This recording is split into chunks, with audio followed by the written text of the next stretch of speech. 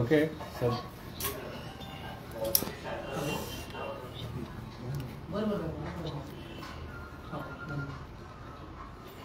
सचिन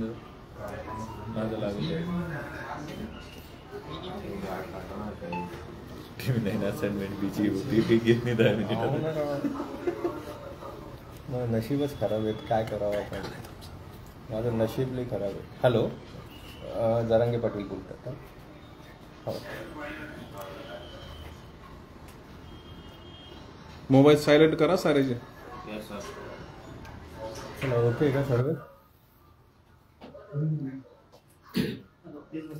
रुद्र आवाज येतो, चेक करा. पेजचा आवाज येतोय का चेक करा. इरफान भाई ओके. हाँ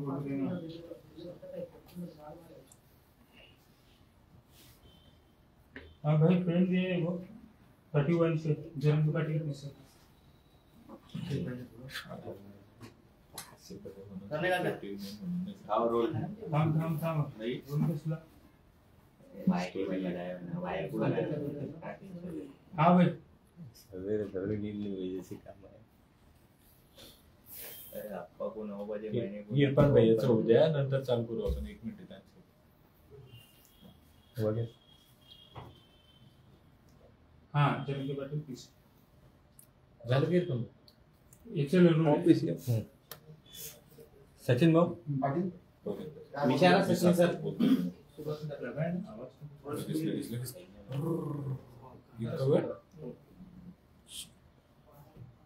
चला स्टार्ट. सगळ्यांना जय शिवराय. तब्येत माझी आता बरी आहे. त्रास जाणवतोय आणखी 2-3 दिवस आराम करावाच लागणार डॉक्टरने सांगितले. शरीरात खूप त्रास होतोय. काल परवाच्याला नगर नारायणगडावरती उन्हात पाणी झाली, तिथं खूप फिरणं झालं. 900 एकरमध्ये त्यानंतर बीड जिल्ह्याचा दौरा, परभणीचा दौरा, हिंगोली आणि त्यानंतर जालना जिल्ह्याचा दौरा सलग झाला. मी खूपच अति शरीरात त्रास झाला. त्यामुळं काल दौरा सुरू होता. गेवराई तालुक्यातल्या बोरगाव इथं अचानक घाम यायला लागला. जसं अंग थरथर कापायला लागलं. काय व्हायला काहीच कळत नव्हतं. त्यामुळं कालचे दौरे रद्द करून संभाजीनगरला गॅलेक्सीमध्ये ॲडमिट झालो. आता तब्येत बरी आहे का, काळजी करायची गरज नाही. माझ्या बांधवांना सांगणं गरजेचं होतं, ते सांगेल. आणि आता 5व्या टप्प्यात सुद्धा निवडणूक. 5व्या टप्प्यातल्या निवडणुकीत आणि इथून पाठीमागे झालेल्या टप्प्यात आपण, मी किंवा माझ्या समाजानं कोणालाही पाठिंबा दिलेला नाही. महाविकास आघाडी असो किंवा महायुती असो किंवा अपक्ष असो किंवा कोणी कुठले असू द्या, कुठले दुसरे धरातून वंचित असतील, सगळे कोणालाही आम्ही पाठिंबा दिलेला नाही. समाजाच्या खांद्यावर जबाबदारी. समाजानं ज्याला सहकार्य त्याला सहकार्य करावं, म्हणजे कोणालाच नाही. नाशिक जिल्ह्यात सुद्धा काही ठिकाणी असे पोस्ट फिरल्यात की मी पाठिंबा दिला. मी कोणालाच पाठिंबा दिलेला नाही किंवा माझ्या समाजानं पण नाही. समाजाला जे करायचं ते त्यांनी करावं. फक्त आपल्या समाजात खूप नको हे सगळ्या बांधवांनी लक्षात घ्यावं. आपण टिकून राहायचं. ही निवडणूक येत असती जात असते, कुठेही काही होऊ नये. नाराजा होऊ देऊ नका, ही माझी समाजाला विनंती आहे. कारण दुसरा निवडून येऊन जाईल, आपल्यात नाराजी नको. जे नाशिक जिल्ह्याविषयी पण आणि सगळ्याच जिल्ह्याविषयी पण सांगतो की आपण कोणालाच पाठिंबा दिला नाही. सगळे बांधव आपले. त्यामुळं मी या निवडणुकीतून बाहेर असल्यामुळं ना माझ्या समाजाने कोणाला दिला आहे ना मी कोणाला पाठिंबा दिलेला, कुठंच दिलेला नाही आहे. ती स्पष्टपणानं सांगतो. हे सगळ्यांना समजून घ्यावं. पण ही 5व्या टप्प्यातली निवडणूक हे मायबाप मराठा समाजाने भावनिक होऊ नका, हे माझं तुम्हाला विनंतीपूर्वक सांगणं आहे. मराठा समाजाला भावनिक होऊ नका. हे 4 दिवस येतील, चपला सगळ्यात पाय पडतील, पुन्हा विसरून जातील. त्यामुळं आपल्या लेकरांच्या बाजूने राहा. आपल्या लेकराच्या आरक्षणाची बाजू कोण बोलतंय? सगळ्या स्वऱ्यांची अंमलबजावणी. मराठा आणि कुणबी एकच आहे. हा कायदा पारित करतोय. त्याच्यासाठी आपण सगळ्यांनी लक्ष देणं गरजेचं आहे. मग मुंबईपासून, पालघरपासून, ठाण्यापर्यंत, तिथपासून तर धुळेपर्यंत, नाशिकपर्यंत सगळ्या 5व्या टप्प्यातले असणाऱ्या मराठा समाजात सांगतो, लेकरं डोळ्यासमोर ठेवा. आपल्या लेकराला शिक्षणात अडचण यायला लागली, नोकरीत अडचणीत यायला लागली, रोजगार मिळाला नाही आपल्या लेकरांना, नोकऱ्या मिळत नाहीयेत. त्या दिवस भावनिक होऊन कोणाच्याही मागं पडू नका. आपल्या लेकरं डोळ्यासमोर ठेवा. शहरी भागातल्या मराठा बांधवांनाही जाहीरपणानं सांगतो, आयुष्यभर तुम्ही कष्ट करून लेकरं शिकवले तुमचे, त्या लेकरांना न्याय मिळाला पाहिजे. आरक्षणाशिवाय पर्यायाने आपल्या लेकरांना न्याय कसा मिळेल याच्यासाठी एकतर्फी एका ताकदीनं उभे राहा. तुम्हाला ज्याला निवडून आणायचं त्याला आणा, तुम्हाला ज्याला पाडायचं त्याला पाडा, पण ज्यावेळेस एक जीवानं स्वतःचे लेकरं डोळ्यासमोर ठेवून लेकराचा अन्याय विसरू नका, आपल्याला झालेला त्रास विसरू नका. आणि ज्याला पाडायचे त्याला पाडा, ज्याला निवडून आणायचे त्याला पाडा, पण इतकं ताकदीनं यावेळेस 5व्या टप्प्यातलेही सगळ्यांकडे बातमी लक्ष ठेवून ताकदीनं सगळ्यांना पाडायची माझी विनंती आहे. कारण लेकरं उघडे पडू देऊ नका. ते 4 दिवस येतील, पाय पडतील, त्यांच्या निवडणूक झाली की पुन्हा ती विसरून जातील. आपल्याला कोणी विचारणार नाही. एकजूट दाखवा, मतात ताकद मराठ्यांनी दाखवा, ही सगळ्यांना माझी विनंती. काल जाहीर झाले की नारायणगडावर जी तुम्ही सभा घेणार होता ती स्थगित करण्यात आली आहे, काय नेमकं कारण आहे? आज ज्यावेळेस मार्चमध्ये मी तयारी करा सगळ्यांना सांगितलं होतं, बैठक पण तिथं मोठी घेतली होती, त्याप्रमाणे काही कारणास्तव त्या बांधवांना काही कामानिमित्त नसेल तयारी झाली, परंतु त्यावेळेस पाणी सुद्धा होतं, अनेक होतं. पण त्यानंतर कडक 2 महिने उन्हाळा गेल्यामुळे बीड जिल्ह्यात प्रचंड दुष्काळ. आणि तिथं आज रोजी जर बघितलं तर साधी एक बांबू सुद्धा ठोकल्याने किंवा बल्ली सुद्धा नाही, काहीच तयारी नव्हती. आणि आंतरवलीत 1-2 करोडच्या आसपास समाज आला होता, तरी पण हाल झाले होते समाजाचे. ते आमच्या डोळ्यासमोर आहे चित्र. माझा समाज आता एक झालेला आहे. मग एक झालेला असून पुन्हा आपण 8 जूनला सभा ठेवली, मराठा ताकदीने यायला लागला होता. 6 करोड मराठा जर तिथं आला असता तर समाज गैरसोय व्हायला नको होती, समाज माझा तरफडायला नको होता. आणि समाजाने मला परत म्हणले असते, तुम्हाला जर माहीत होतं तिथं काहीच तयार नाही तर आम्हाला सांगायचं ना, आपण पुढं घेतला असता, हाल नसते झाले समाजाचे. म्हणून मी हट्टी नाही, सभा झालीच पाहिजे, हाल झाले तरी चालतील पण झालीच पाहिजे असला हट्टी मी नाही. तिथं काही सुविधा नसल्यामुळं त्यांनी सांगितलं बीडकरांनी की आम्हाला ह्या 20 दिवसात काहीच होत नाही. मी आधीच म्हणलं होतं की तुम्ही 2-2.5 महिने तयारी करा, परंतु त्यांना दोष द्यायचा नाही, ते आपलेच बांधवे. 4 पावलं मागे सरकारले मग काय फरक पडत नाही. पुन्हा ताकदीने याच्यापेक्षा डबल ती सभा होईल. आता पुढं ढकलली, 8 जूनला नारायणगडावरती सभा होणार नाही, ती पुढं ढकलली. त्याला अनेक कारणं आहेत. पाण्याचे पण अडचणी आहेत, खूप अडचणी होत्या तिथं. काटे आहेत भरपूर, काट्या पण होत्या, झाडू झुडपं पण खूप आहेत, ती साफसफाई तिथं कमी आहे. त्यामुळं समाजाचे आपल्या आई बहिणी करोडो संख्येत जाणार होते, लेकराचे हाल व्हायला नको होते. कारण खूप मोठा कार्यक्रम होता तो लहान नव्हता, तो जागतिक लेवलचा. त्यामुळे 2 पावलं मागे सरकारने, त्यात काही अडचण नाही, पुढच्या तयारीला मराठीला. बीडमध्ये निवडणुका झाल्या, मात्र बीडमध्ये ओबीसी आणि मराठा असा एक वाद ठिकठिकाणी पाहायला मिळत आहेत. एकमेकांचे काही गावात तर चेहरे देखील पाहणं पसंत करत नाही, अशा पद्धतीनं वातावरण सध्या झालेलं आहे. तुम्ही काय आवाहन कराल या दोन्ही समाजात? आता बरं झालं तुम्ही तो विषय काढला, कारण मराठ्यांनी नाही जातीवाद केला. मला दाखवा मराठ्यांनी आधी कधी सुरुवात केली. पण समाजाला एक आव्हान नक्की करतो मी, कारण तो विषय तुम्ही काढला ते चांगलं झालं. मला तुमच्यासारख्याच काही बांधवांनी, हुशार बांधवांनी सांगितलं, आणि काही दुसऱ्याही शहाणे माणसं, हुशार माणसांनी सुद्धा सांगितलं की तुम्ही शांतपणाची भूमिका घ्या. मला सांगितलं तुम्ही शांतपणाची भूमिका घ्या. जो 2 जातीत शांतता राहिली पाहिजे, त्यांना मुद्दाम करायचे, त्यांच्यावरची वेळ आता डोक्यावरची निघून गेलेली, ते त्यांना निवडून येऊस तर खासदार केला, आमदार केलाच गोड बोलते, त्यांच्यावरची वेळ गेलेली. ती अशी वेळ गेली, आणि हे मलाही माहीत होतं, त्यांच्यावरची वेळ गेली की ते गुरगुर करते, हे मलाही माहीत. परंतु माझ्या समाजानेच अन्याय का सहन करायचा? काय चूक आहे माझ्या समाजाची? आम्ही काय तुमचा नुसता अन्याय सहन करायलाच जन्म घेतला आहे का? काय सामंत? परंतु मला सांगणार आपले तुमच्यासारखे काही होते हुशार बांधव, आणि बाकीच्यांनी सांगितलं की तुम्ही शांतपणाची भूमिका घ्या. तुम्ही शांत आपल्या समाजाला राहायचं म्हणून सांगा, कारण हे मुद्दामहून गुरगुर करणारेत. आता त्यांच्यावरची वेळ गेलेली. आपल्या पोरात मराठ्यांच्या पोरात प्रचंड रोष आणि खतखत. की त्यांना की अन्याय सहन होत नाही. बीडच नाही तर मराठवाड्यात राज्यातल्याही लोकांना तो अन्याय सहन होईना. त्यामुळं तुम्हीच थोडं दोन्ही जातीत शांतता राहील त्याच्यासाठी तुम्हीच शहाणे व्हा.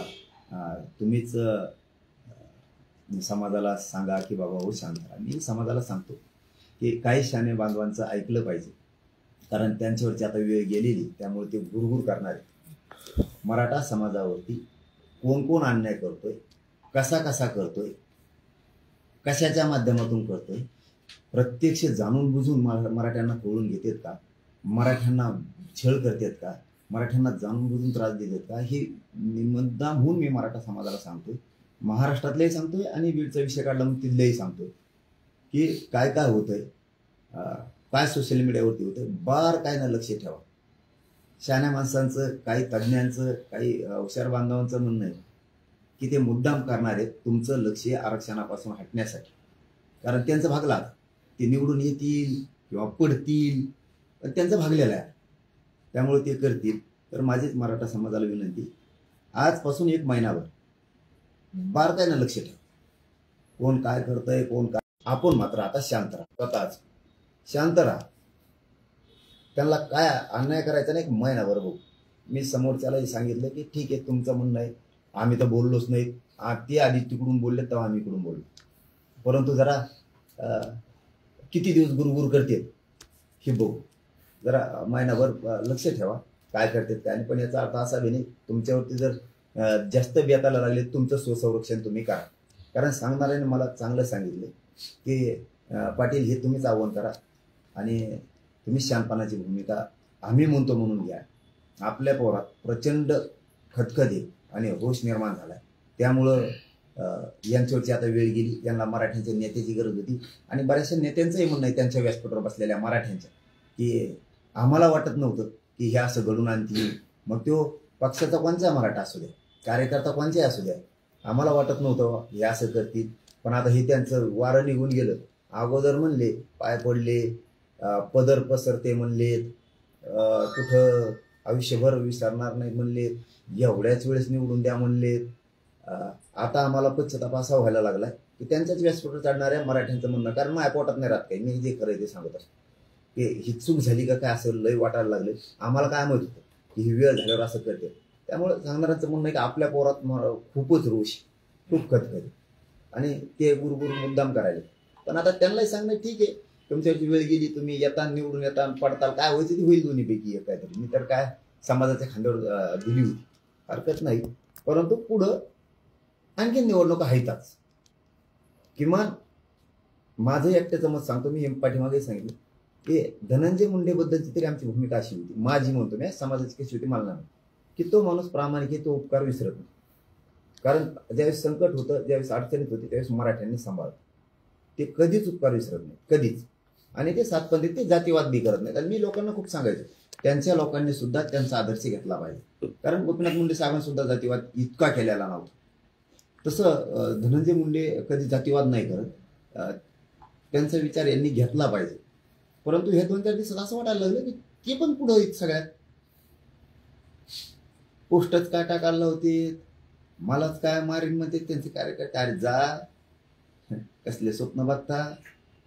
पण जाऊ द्या, ठीक आहे. मराठा समाजाला माझा आव्हान मी बघतो, माझं मी बघतो, काय अडचण नाही. माझं संरक्षण करायला माझं 6 करोड मराठा खंबीर, ते जाऊ दे, ते होत राहील. परंतु समाजाला सांगतो की शहाण्या माणसांचं काहीचं म्हणणं आहे, तज्ज्ञांचं म्हणणं आहे, खूप हुशार लोकांचं म्हणणं आहे, जातीय शांतता राहावी, त्यांना ठेवायची नाही.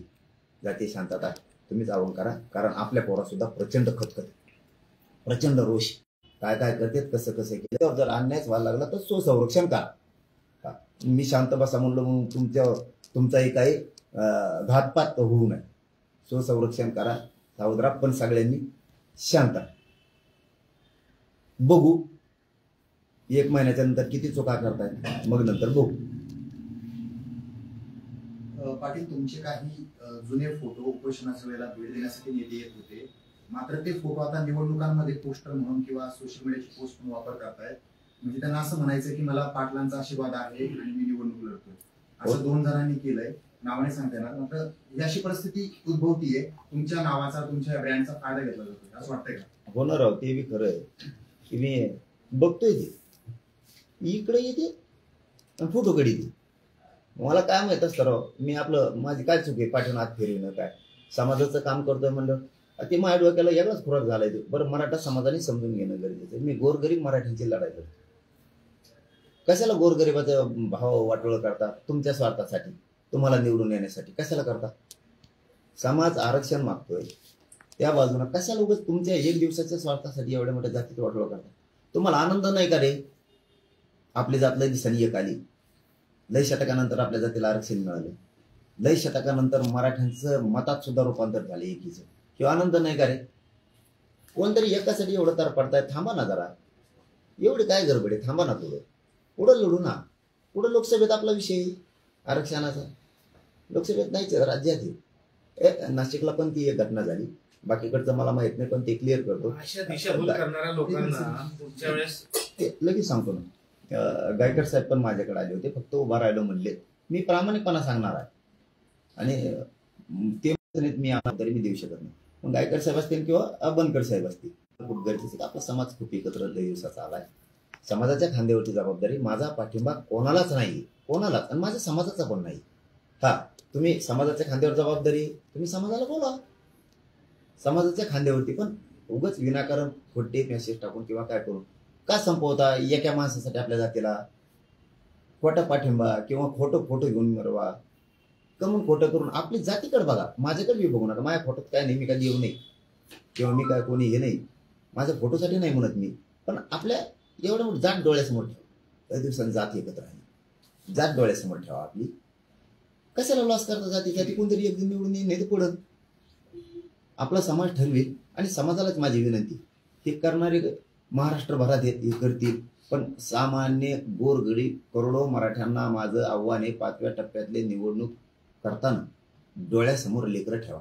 त्यांना रोजगार नाही, त्यांना नोकरी नाही, त्यांना आरक्षण नाही, त्यांना शिक्षण नाही. त्यांचे काय हाल चालले? मुंबईसारख्या सिटीत, पुण्यासारख्या सिटीत लेकर नोकरी करतात आपले लोक, छोट्या छोट्या नोकऱ्या, लेकरं शिकवतात नोकऱ्या लागावं म्हणून. त्यांचे हाल अपेष्टा काय मरणार? डोळ्यासमोर हे ठेवा की आपल्या लेकरांना आरक्षण मिळालं पाहिजे, आपल्या लेकरांना रोजगार मिळाला पाहिजे, आपले लेकरं मोठे झाले पाहिजे. मी आरक्षणासाठी तुमच्या लेकरांसाठी लढतोय. समाजानं हे विसरू नका. आपलं आंदोलन विसरू नका, आपल्यावर झालेला छेड विसरू नका, आपल्यावर झालेला अन्याय विसरू नका. एक गठ्ठा सगळं एका ताकदीनं झाला. ज्याला पाडायचं त्याला एक निर्णयाने पाडा. इतकं पाडा, पण इकडं कशी फजिती झाली 4 टप्प्यात, तशी 5व्या टप्प्यात सुद्धा झाली पाहिजे. एक वटा. कोणचा नेता कुणी म्हणून तुमचा आहे, कुणी म्हणून ह्यो तुमचा आहे, कुणी म्हणून तेव्हा पाहुणा आहे, ती म्हणून मावशीच पोरग आहे, ते आत्याचं पोरग आहे. इथं नातेवाईकाचा काही संबंध नाही. इथं करोडो मराठ्यांचा लेकराचा विषय. त्यामुळं सगळ्यांनी आपल्या बाजूनं कोण उभा राहील. तुम्हाला ज्याला पाडायचं त्याला पाडा, पण इतका ताकदीनं पाडा. यावेळेस इथून पुढचा ह्या 2-3 दिवसाचा कल तरी मराठ्यांनी उलटा पालटा फिरवा. सगळा ज्याला पाडा त्याला पाडा, पण ताकदीनं पाडा. लेकरं डोळ्यासमोर ठेवा. नसता असं म्हणायला नको मराठा लेकरांसाठी सुद्धा एक आहे. आपण एक झालेले मताची ताकद दाखवा, ही माझी तुम्हाला हात जोडून विनंती सगळ्यांना. वारं फिरू द्या, ताकदीनं पाडा. पाटील, तुमचं उपोषण जेव्हापासून सुरू झालं त्यानंतर राजकारणामध्ये वेगळीच दिशा पाहायला मिळाली. आता निवडणुका आल्या, तुम्हाला वाटतं की फरक पडलाय? पाडा किंवा महाविकास किंवा एक माणसाला कानात सांगितलं एक आण, मी याच्यात नाहीच. पण एक मात्र खरं आहे, माझ्या गोरगरीब करोडा मराठ्यांचा डर नव्हता, तो डर तयार झाला. म्हणून 5व्या टप्प्यातल्या मराठ्यांना सांगतो, तुमचा कधी केलं होतं तरी नाही आले. आता व्यासपीठावर भाषण संपलं की व्यासपीठावर मीडियाच्या बांधवाला टाईम माझ्यासारखंच. मी जसं व्यासपीठावर कुठं तुम्हाला रस्त्यावर वेळ मिळतो तिथंच वेळ देतो. कारण मी जाणतो तुम्हाला, तुम्ही गरीब आहेत, मी गरीब आहे. गरिबाची गरिबीला जाणे, त्यांना सत्ता हस्तगत करूच तर गरिबाची गरज होती मोदी साहेबाला. आता सत्ता मिळाली, गरीबाला गिनीत. आता ही सत्य परिस्थिती. महाराष्ट्रात इतकं मोदी साहेब कधीच राहिले, कधीच. इथंच येत होता, 7-8 गोधड्या आणले, इथंच पडत ये, सकाळी उठलं सुरू झापता. हे रिअल. आम्ही काय भाजपच्या विरोधात नव्हतो, मोदी साहेबाच्या विरोधात नव्हतो. आमच्यावर अन्याय तेवढा झाला भाजपच्या काही स्थानिक नेत्यांमुळे. आणि त्यांना असं वाटायला लागले 5 टप्प्यात निवडणूकच फक्त मराठ्यांची एकीमुळे. नसतात 88 उमेदवार आहेत तिथं एका टप्प्यात, आणि आपली तर 5 टप्प्यात. म्हणजे मोदी साहेबांना तिथं बसून ठेवायचं त्यांना. मग कशाला मराठीवर जातीवाद केला? काही गरज नव्हती ना. हे म्हणायची ओबीसीच्या मताची गरज आहे, मराठ्याची नाही. आता म्हणतात मराठ्याशिवाय पान हलू शकत नाही महाराष्ट्रात. याला म्हणतात मराठ्याचा डर. आणि याला पुढचा एक डर लय आणखी. यांना वाटतं हे पोट इतके बेकार आहे म्हणजे मी की हे गोरगरिबाला पुढचे सत्तेत घाली, मुसलमानाला घाली, दलितांना घाली, मराठ्यांना घाली, धनगर बांधवांना घाली, 12 बलुतेदारांना येऊ सत्तेत घालीन, गोरगरिबाच्या हातात सत्ता देईन, आपलं टंबळ व्हायचं. यांना ती एक लई मोठी आहे. आणि मी काय चुकीचं करतो? गोरगरिबाच्या लेकराला न्याय मिळाला पाहिजे हेच काम करतो माझ्या मराठ्यांसाठी. आता मी म्हणून तोंडानं, पण खरं सांगतो पुऱ्या शरीराची चाळणी झाली माझ्या. कुठं लावली सलाईन तरी त्या याच्यामध्ये ही निघायला लागली, लावताच येत नाही, पहिल्या लावलेल्या सलाईनीत. म्हणजे इतके मी माझ्या समाजासाठी मरायला तयार आहे. माझ्या समाजाला मी न्याय देणार. माझ्या करोडो मराठ्यांच्या लेकरासाठी मी बलिदान दिले आहे. मरायला करायला मी भेट नाही. 4 तारखेला उपोषण करणार म्हणजे करणार, त्यात मी काहीच बदल करू शकत नाही. कोणी बी आला तरी मी उपोषण करणार. एवढ्याच वेळेस मी समाजाचं यासाठी ऐकत नाही की मला माझ्या समाजाला न्याय द्यायचा. समाजाला फक्त पाठबळ माझ्या पाठीशी ठेवावं, समाजानं माझ्या पाठीशी राहावं, मला आशीर्वाद द्यावा. मला काय अपेक्षा नाही. 4 तारखेचं उपोषण होणार आहे. त्याच्यानंतर मराठा समाजाने कसे आंदोलन करायचे त्याचा प्रोग्राम समाजाला दिला जाणार आहे. परंतु ही जी निवडणूक आहे याच्यात एकजूट दाखवा, मतात सुद्धा एकजूट दाखवा. ज्याला पाडायचं त्याला पाडा, ज्याला निवडून आणायचं त्याला आणा, पण एकजूट मात्र याच्यात दाखवा. स्वरूप कसं असणार आहे? गेले अनेक उपोषण तुम्ही टप्प्यांमध्ये केलं होतं, हा उपोषण देखील तशाच पद्धतीच्या तशाच स्वरूपाचं राहणार आहे का टप्प्याटप्प्यातला? आम्ही आणखीन प्रोग्राम टाकला नाही, परंतु माझं आमरण उपोषण फायनल. टप्पे कसे करायचे, आंदोलनाचे काय करायचे हे पुढच्या ह्याच्यात आम्ही करणार आहे. मात्र प्रोग्राम आणखीन ठरलेला. मोगाच्या याच्यातला एक विषय सांगायचा राहिला की पहिल्यांदा महाराष्ट्रात इतक्या सभा झाल्या आणि इतके नेते एकत्र आले. ही मराठ्यांची एकजुटीची भीती, आता मताची सुद्धा भीती.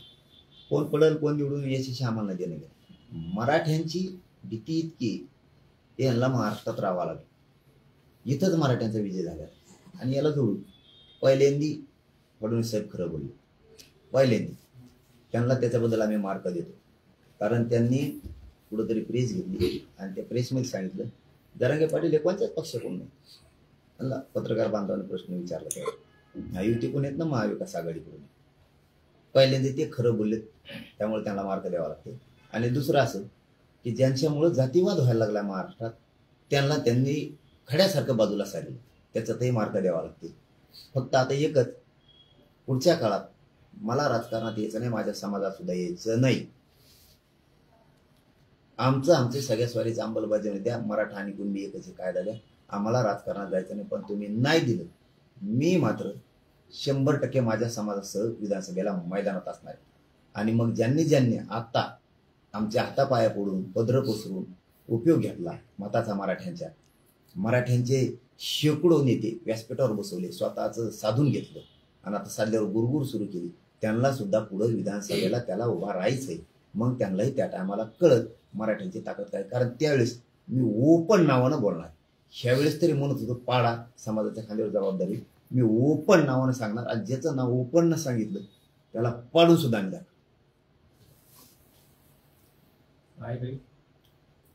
चलो धन्यवाद.